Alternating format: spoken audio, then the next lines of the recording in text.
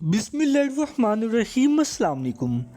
روس کو اب تک کی سب سے بدترین شکست کا سامنا کرنا پڑا ہے۔ فائنلی یوکرائن نے روس کے قبضے سے اپنے سب سے اہم شہر ایزیوم کو پھر سے آزاد کروا لیا ہے، جبکہ یہ شہر یوکرائن کے شمال مشرقی جانب صوبہ خارکیو میں واقع ہے۔ اس کے علاوہ اسی شہر میں روس نے یوکرائن کے ریلوے سسٹم کا بھی کنٹرول حاصل کیا ہوا تھا، جس کی مدد سے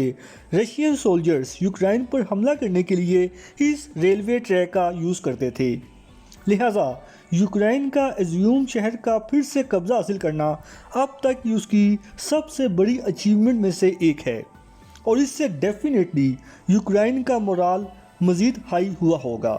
جبکہ دوسری طرف روس کا اس والے سے یہ کہنا ہے کہ اس نے اپنے فوجیوں کو فوری طور پر ایزیوم سے نکلنے کا حکم دے دیا ہے۔ مینز یوکرائن نے اپنے شہر میں روس کو چاروں طرف سے گھیرے میں لے رکھا ہے،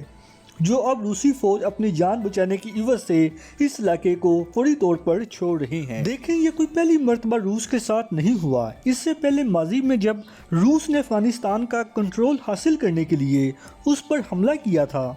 تو اس وقت بھی آپ کو یاد ہوگا کہ کس طرح روسی حملے کے بعد ماضی کی سپر پاور، جو کہ کبھی USSR کے نام سے جانی جاتی تھی، پھر اس کا یکدم سے بریک ڈاؤن ہونا، اور اب ایک چھوٹا سا ملک صرف روس کے نام سے رہ گیا ہے۔ خدشہ ہے کہ اب اس کا بھی حشر کہیں ماضی کے USSR کی طرح نہ ہو جائے، کیونکہ اس بار بھی روس نے یوکرائن پر حملہ کر کے شاید وہی غلطی کی ہے جو کہ کبھی اس نے ماضی میں افغانستان پر حملہ کر کے کی تھی۔ نو ڈاؤٹ یوکرائن کے حوالے سے روس کے کنسرنز جائز تھے۔ میں پہلے دن سے یہ بات کہہ رہا ہوں اور آج بھی اپنی اس بات پر قائم ہوں کہ اگر امریکہ اور نیٹو اس وقت روس کا یہ مطالبہ مان جاتے کہ وہ یوکرائن کو نیٹو کا حصہ نہیں بننے دیں گے، تو یقیناً آج روس نے یوکرائن پر حملہ نہیں کرنا تھا، اور نہ ہی اس حملے کے نتیجے میں یوکرائن کو اتنی تباہی کا سامنا کرنا پڑتا۔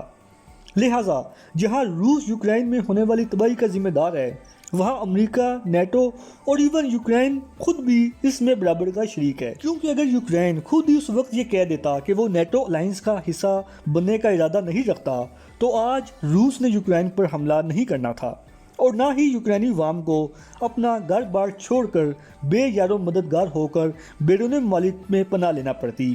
چلیں، جو ہونا تھا وہ تو گیا ہو، لیکن میری نظر میں روس کی سب سے بڑی غلطی یہ ہے کہ اس کو جب امریکہ نے انسٹیگیٹ کی ہے، تب اس نے جوش میں آ کر ہمیشہ غلطی ہی کی ہے۔ پھر چاہے ماضی میں افغانستان پر روسی حملے کی بات کر لی جائے یا کہ اب اس کے یوکرائن پر حملے کی،